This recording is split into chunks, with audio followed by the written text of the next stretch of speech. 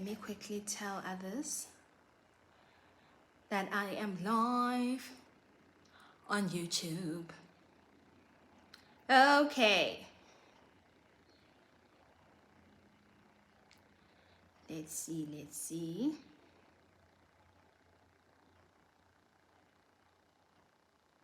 There you go.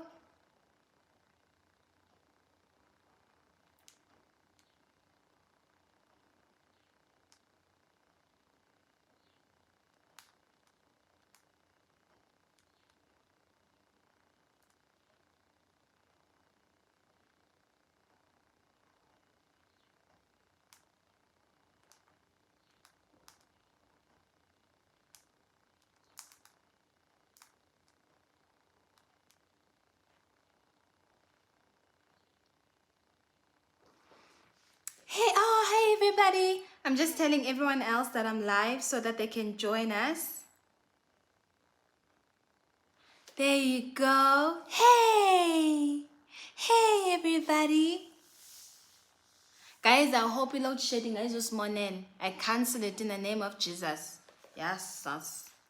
Okay. Let's wait until, let's say, we're about 100. Okay.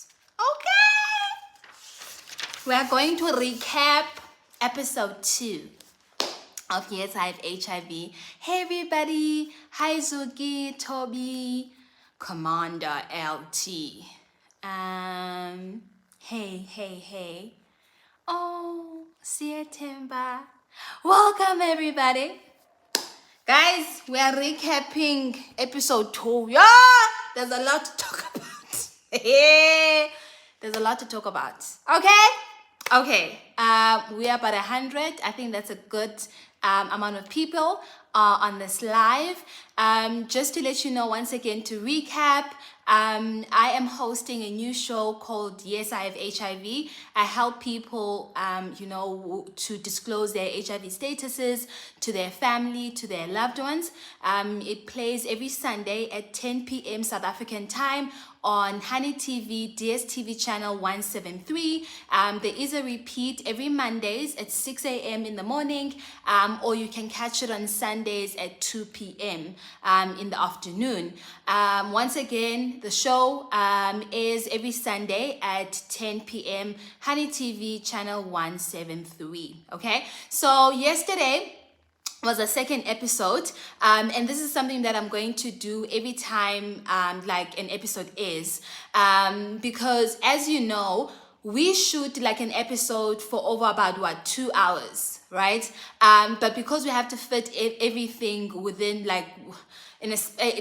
within a time of about 23 minutes, there's a lot that needs to be cut out, right? And one of the things that I promised myself is I need to definitely do recaps, tell you some of the things that were happening on the behind the scenes, things that possibly I may not have been able to say, on TV, but I was probably thinking.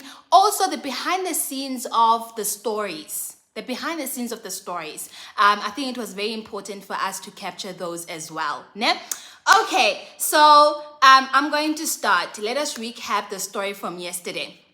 So Tapelo is a male root into the show to ask us to assist him in disclosing his HIV status to his uncle, right? The reason he wanted to do this, to disclose particularly to his uncle, because his uncle has played a very significant role in his life and also has acted as a father figure, someone, he looks up to, but has not been able to obviously disclose his HIV status to his uncle. Just to also let you in on the family dynamics, so his mom, so the uncle that he wants to disclose to is the brother to his mom. The mom passed away a couple of years ago. When I asked him, does he know what happened to his mom? How did she pass away? He said that Umama passed away from TB. He did not have a relationship with his father. However, much later on, he reached out on his deathbed and wanted to apologize for not playing a significant role in his life. So both parents have passed away, and uncle stepped in as the parent, in particular as a father figure, and hence now he has brought uncle to the show. Ne? So that's the background and the family dynamics. Then towards his diagnosis, so what happened, when did he find out that he was HIV positive? I asked him to take us back. So Utapelo says he had been testing every 3 months. Ne? He had been testing every 3 months for for HIV. So when he went to test this time around in 2018, he didn't see anything out of the ordinary. Like, it's something that he usually does every 3 months. And then this time around, he was surprised when the nurse says that the nurse wanted to repeat basically the test, because apparently, similar to what happened to me, apparently the other test was not clear, so they want to make sure that it's conclusive. Ne? But then the nurse explained to him that if the line there's one line, then you're HIV negative. If there's 2 lines, even if it's a faded one, then you are HIV positive. Put both tests in front of him and told him that he was HIV negative. HIV positive. Okay, so how did you feel about that, about your diagnosis? He says he was shocked. He didn't expect it, and he doesn't know where he got it. Ne? So, Tapela, were you in a relationship at the time?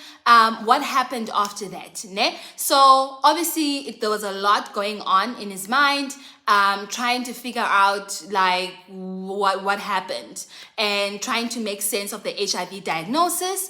And then he went home and he told his then girlfriend. There was no thought behind it. Basically, he says he just blurted it out. But they said I'm HIV positive at the clinic. Ne? Then the girlfriend is like, "Hey boo, no, that's not true. As you can see, I'm a chubby girl. Ne? I don't have HIV." That's another thing. I just want to stop there quickly. Ne?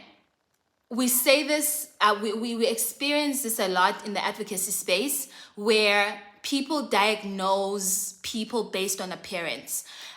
If they've lost weight, we've seen it on social media, immediately there's something wrong, they should take medication and all of those things. It's similar when it's the other way around, where you feel because, you are a certain weight.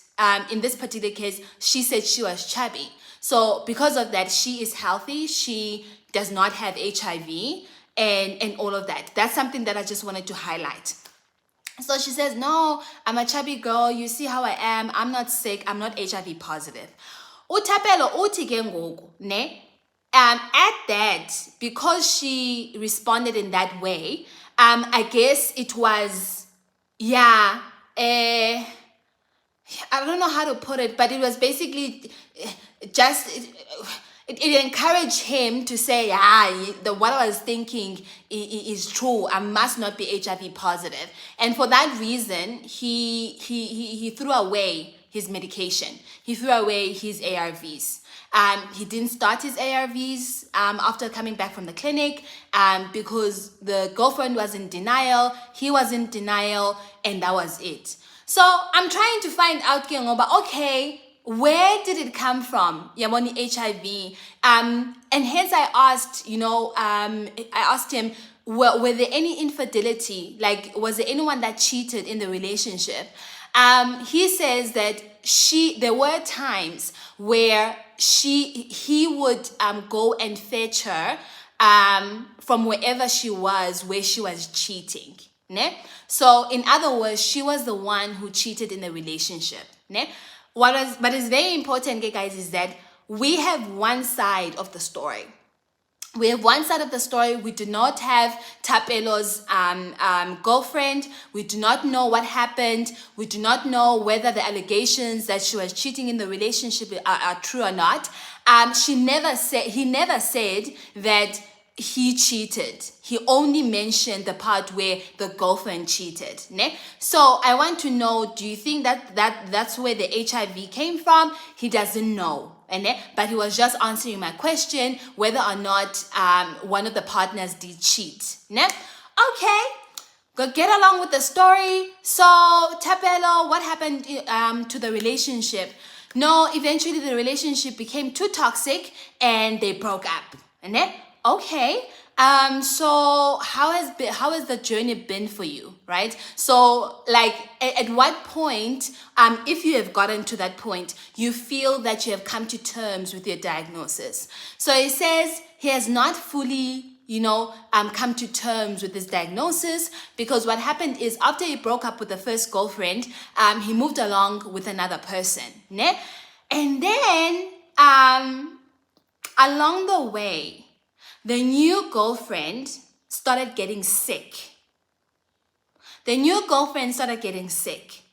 Went to the doctor, went to the clinic, tested for HIV, and the new girlfriend tested positive for HIV.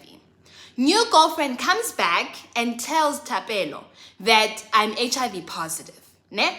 And I can't remember whether he did mention that he was also HIV positive, or it was an assumption that if the girlfriend is HIV positive, then Thapelo is also HIV positive. But what I was interested in, and this is something that I had mentioned a couple of days ago, leading up to the episode, I sometimes find it hard to understand to what extent can I ask questions, ne? I find it hard sometimes to understand to what extent can I ask questions. Because there was a point in the recording of Thapelo's story where I literally needed to stop the recording, because there were many things that did not make sense about Thapelo's story. Ne? And I was like, hang on a sec, guys. Like, the lost, there's info. It's obvious that there's information that is missing in Thapelo's story. So I told him, listen, you came to the show, you want our assistance, but at the end of the day, for us to be able to assist you, you have to be very upfront with me. You have to be very honest, right? So one of the things that I wanted to ask him was, okay, you knew your HIV diagnosis in 2018, ne? And you had made a decision that you're going to be in denial. The relationship ended, and then you started a new relationship. You knew you had been diagnosed in 2018. So when you started the relationship, you knew when you had a story from 2018. Did you tell your girlfriend that there's an incident where an HIV test came out positive? He says no. I'm like, okay. So when she comes to you now and says, I'm HIV positive, like, how did you act? What was your response? I didn't get an answer towards that. Ne? And another thing that I have difficulty with, I'll be very honest, is to what extent do I make my guests accountable for some of the decisions that they have made. Ne? And this is also the same with the next episode that is going to air next week. It's a different story, but more or less it's the same in terms of to what extent can I also make you accountable for the decisions that you have made. Ne? So one of the things that I was highlighting with Thapelo is, do you actually understand that you knew your HIV status? And you went into the relationship knowing. So basically what you did was to intentionally infect another person with HIV. Do you understand do you understand your actions? Do you understand what you did? Ne? And I don't think it had registered to him up until a point I had raised that. When I raised that with him, it's when I think the light bulb went on and actually realized what he had done, right? I said to him, you knew your HIV status. However way you had you had gotten infected, you went into the relationship, a new relationship, you did not disclose your HIV status to her, for her to make an informed decision whether or not she wants to go with the relationship. And did you protect yourself in the relationship? And he says, At first they did, and then the girlfriend over time said that the condom was hurting her, so they started not to protect themselves. And I said that's another thing that you were aware of. So you intentionally infected another person knowing your HIV status. Those are some of the most difficult conversations I think I continue to have with the guests. And yeah, and yes, guys, Bamantini, when it comes to that, I don't know. Utapelo's story is not the first and the last one of this nature that you're going to hear. And what I want to make clear, it is not to expose Utapelo per se, but however, it is to educate the rest of us how these things actually happen. Because I think we also live in a bubble where, and Yasman, and I don't know whether I'm going to say because we're naive, we think there's adequate information that is available for everyone, so we shouldn't talk about these things. But the reason why this episode was important, particularly for me, and I think for the rest of the channel, for the show, was to highlight how these things actually happen. How easy they happen. How easy they happen. I don't know. I really don't know. So where is the now girlfriend? The girlfriend moved to another province. They lost touch. And yeah, over time, Utapelo got sick around COVID. I think obviously because he had not been taking treatment. And then his sister stepped in. Did you disclose to your sister? Yes, I disclosed to my sister because if anything had to happen to me, I needed her to know what was going on. And yeah, the only person or the only people that don't know is the rest of the family, and in particular my uncle. And that is why Tapelo was there. Ne? A couple of things that I wanted to highlight. So when Malume comes in, Utapelo had mentioned that he is afraid to disclose to Malume.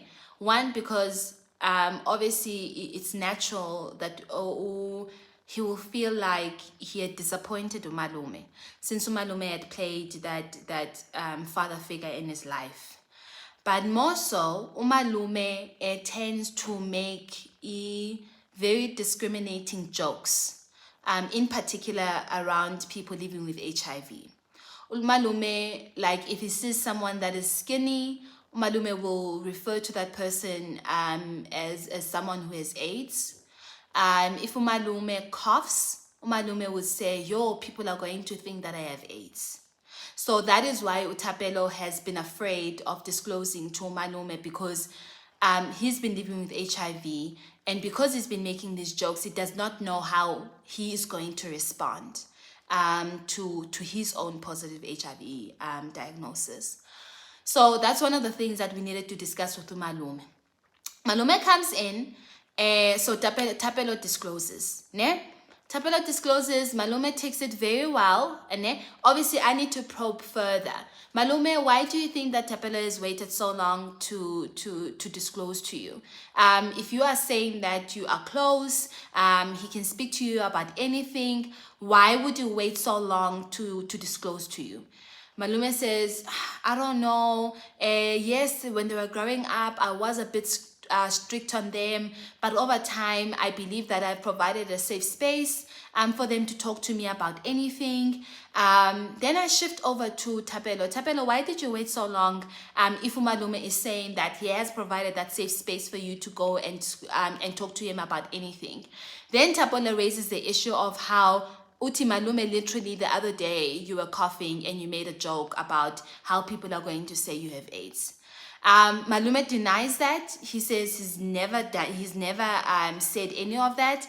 In actual fact, Umalume says he's very much aware of, the HIV pandemic, and he has been instrumental in educating others about HIV at work. He was an HIV peer educator. Now I'm trying to get a sense of what is going on. Here's my take. Do I believe umalume? No. And the only reason is that obviously umalume is on TV and is being called out on national TV. And as a parent, that is very difficult, right? And also, whether or not he was aware of the jokes that he was making, I have different views about it. Even if there were jokes, I feel like umalume is well educated enough, understanding his background as an HIV peer educator. Like, I just don't understand where would that come from, right? So umalume is like, no, for example, I would rather joke about corona, yeah, man. And that's when I started realizing, actually, you may have said this whether you were aware of it or not, because making it a joke about corona does not make it less heavy or make it less discriminating. It's still discriminating people, for whatever they have, the disease and whatsoever. So we needed to make him understand, but even if you were talking about corona, is equally as wrong, right? It didn't make it better that no, I wasn't talking about HIV, I was talking about corona. So umalume was just being called out, and unfortunately, because it was on national TV, and as a parent, that's a very uncomfortable position to be in. So I didn't expect him to actually, acknowledge some of the jokes that he may have made. The most important thing, though, as family members, as friends, when we say things, whether you're aware of them or not, I've said this countless times, and I think people started getting sick of me saying this. I've seen it on social media. There's a post that became prominent on Facebook in particular. It said an HIV positive friend is still your friend. Someone shares that post and copies their friend, ne? And says to their friend, hey friend, just to let you know that I support you even if you're HIV positive. So the friend replies back, and it becomes a joke between the two of them. So I'm thinking to myself, okay, maybe it's an inside joke between the two of them. However, there are other people that know you. There are family members, there are friends, there are colleagues, whatever the case may be, that you do not know whether or not they're living with HIV. And they may not understand where the joke is coming from. It's within the jokes that we find offense. And you can't tell me otherwise, but no, but I didn't mean it that way. I was joking. So when I tell you that I'm HIV positive, then all of a sudden my HIV is different from the one that you were joking about. Like, it doesn't make sense to me. So I just want us to be aware sometimes of our surroundings. I want us to be aware of the things that we say. Whether we are joking or not, you cannot joke about stuff like that.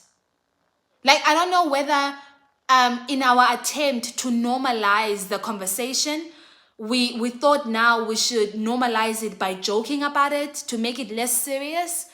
But then it's one of the causes of the stigma, particularly with people living with HIV. Like, we just need to do better. We just need to do better. It's similar to how sometimes parents would say, oh, similar to umalume, that one is skinny and they have AIDS, and then not realizing that there's someone who's living with HIV at home. And then when they disclose to you, you treat them differently and you say you're going to support them. What makes you, how is the HIV that is in them different from the HIV of another person? So can we please be mindful? Can we please be mindful of those things? And then I think second last thing that I wanted to talk about is the accountability now of some of the guests that I've actually mentioned before. I didn't want to be hard on Thapelo or any of the guests. It would never be my intention to make them feel bad or anything like that. But one of the things that I have realized with my own healing is that I could never heal, or I could never come to terms with my diagnosis until I take accountability of some of the decisions that I have made. One of the things that I had difficulty with is actually accepting and actually realizing that there were mistakes that I had made. And if I did not make those mistakes, possibly I would not be in this situation. So regardless of what anyone may have done, regardless of how he manipulated the situation, regardless of what he said to me, but at the end of the day, I was not forced into that situation. I still had the will of power to get out of that situation. There were countless opportunities where I could have protected myself, but I did not do that. And for that reason, I was wrong. I was wrong. I needed to take accountability for that. So that is where I am coming from with the guests. That yes, whoever infected you, whatever happened, however, what did you do? What part of the story do you take accountability for? What part of the story are you taking accountability for? And what I was hoping is for Thapelo to see how him going into another relationship and not disclosing his HIV status was very wrong. He did not give that person an opportunity to choose for themselves. And that was very unfair. Okay? And then the last one, Malume, in our conversations, he says, okay, no, I'm used to, people living with HIV. My two sisters, the one ozemva kwakhe and the one opam kwakhe. The younger sister and the older sister both passed away from HIV-related diseases. Ne? So I'm like, oh, okay, you just mentioned the sister younger. And earlier on, you mentioned that Thapelo's sister was the younger sister. So is this the sister that passed away from HIV? Is it Thapelo's mom? And he says, yes. I asked Thapelo, did you know that your mom passed away from an HIV-related disease? He says he didn't know that the mom was HIV positive. All he knew was that Umama passed away from TB. Ne? Okay, so Thapelo had never been able to pinpoint where he was infected. He never said exactly kundauni. It was always wishy-washy, but it may have been from the first girlfriend, because the first girlfriend used to cheat, but he's not sure. So I'm trying to find out, but Malume, if you are saying Thapelo's mom passed away from an HIV-related disease, and also Thapelo's younger sibling passed away after birth, or a couple of months after birth, is there a possibility that Thapelo was also infected from birth? Umalume says no. I'm like, why? Why do you say that? Because Utibana, one, the younger sibling that passed away and Thapelo have different fathers. Ne? The younger siblings and Thapelo have different fathers. And it is the younger sibling's father who had always been sick of TB or one thing or the other. And right after Thapelo's mom met the younger sibling's father, she also started to get sick. Ne? Unfortunately, guys,